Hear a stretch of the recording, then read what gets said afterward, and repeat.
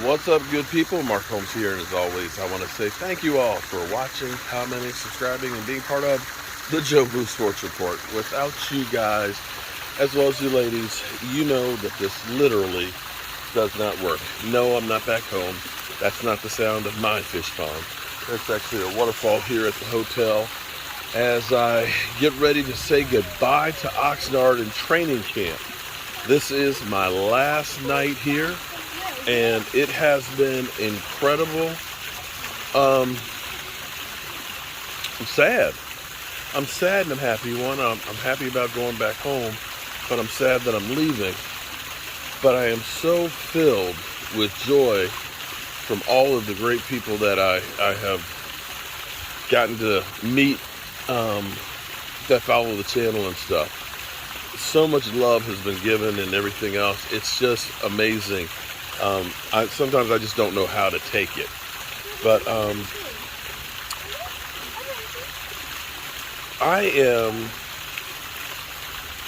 actually hopeful for the season.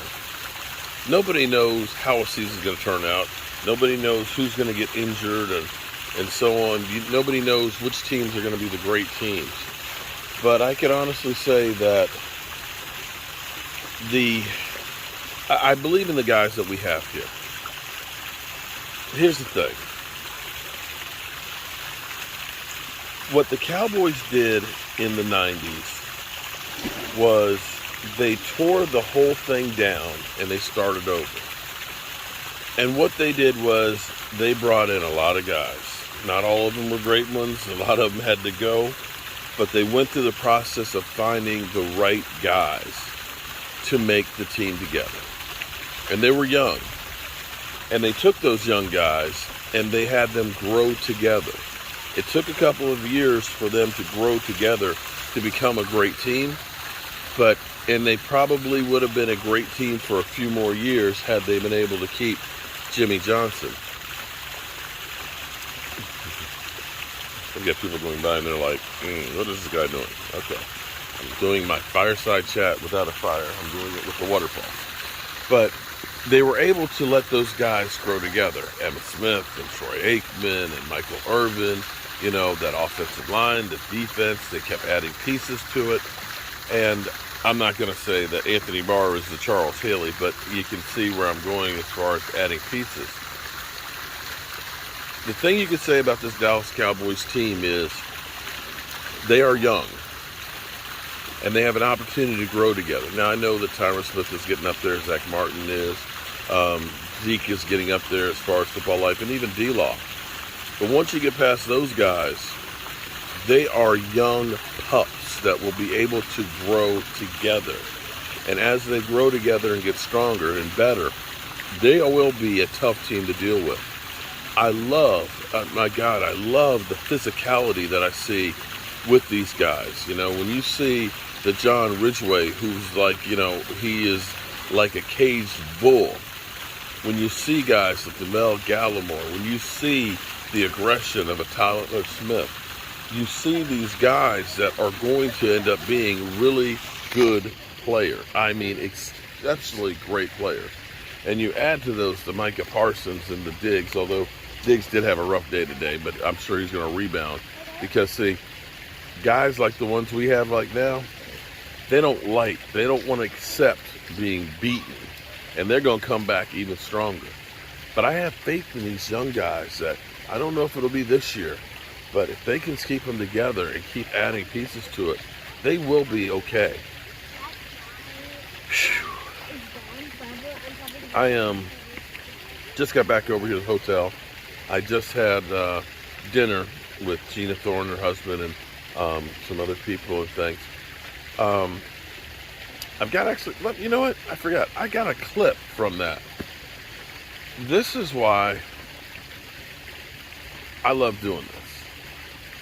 I never knew when I started that what this was going to become. Never had any idea. Just doing it for fun. But doing something that I really enjoy doing has really changed my life and brought in exceptional people into it. Listen to this clip right here of why Dak Prescott is so hated. And don't forget, tell the people you love them, because you might not get the chance again. And I love you guys. Enjoy this clip. All right, people. Mark Holmes here, and as always, I want to say thank you guys for watching. It's my last night here in Oxnard, and we are here actually having dinner at the Lazy Dog, okay? The Lazy Dog must be the chef, because it seems like it's taking forever ever for the food to get here, okay? And Sal, we tried to find the food truck thing and all that. We went downtown to the address and stuff, and we saw one food truck, but it wasn't where it was at. So we've been running all over. We literally been running. I've almost gone all the way back to Virginia, okay? That's how far we've been driving. And we finally came back to where I had the peanut butter and jelly hamburgers, okay? But be that as it may, I have here, everybody please introduce yourself real quick. Go ahead and introduce yourself, please. My name is Cornelius. I'm Gina Thorne's husband. Yes. Yes. Gina there Thorne. Is Gina Thorne, okay? She's not a thorn, she's really a rose, all right? There we go. Alan Richardson. All right. And does Tracy want to be introduced? Okay. Come on, Tracy. All right. Yes, Tracy is out with me. So we were having a discussion here. There's Tracy. Yeah. Okay. So we were having a discussion here, and I was saying, I don't understand how come Dak Prescott gets so much hate. I literally will say, Dak Prescott, 37 TDs. Aaron Rodgers, 37 TDs. How dare you compare Aaron Rodgers to Dak Prescott? He's an MVP. You know, Dallas lost to San Francisco in the first round. It's like, yeah, the Cowboys softened up the 49ers. Mm-hmm. And Aaron Rodgers didn't even get in the end zone. That's right. But you were going to say why Dak Prescott is so hated. Okay, this is why Dak Prescott gets so much hate, and he does not deserve it. It's not his fault. Uh-huh. First of all, you have the so-called football minds out there that's telling you Dak Prescott is this, Dak Prescott is that, because this is why he went in the 4th round. They're wrong, because Dak Prescott, he's first-round draft material. It's not his fault that 31 teams passed on him 3 times or 4 times or whatever whenever he got drafted, and the Cowboys actually got it right.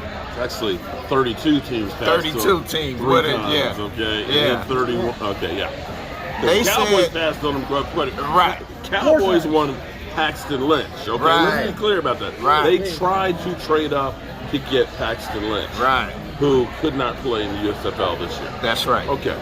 So you're saying because the scouts got it wrong that they're going to continue to play that narrative?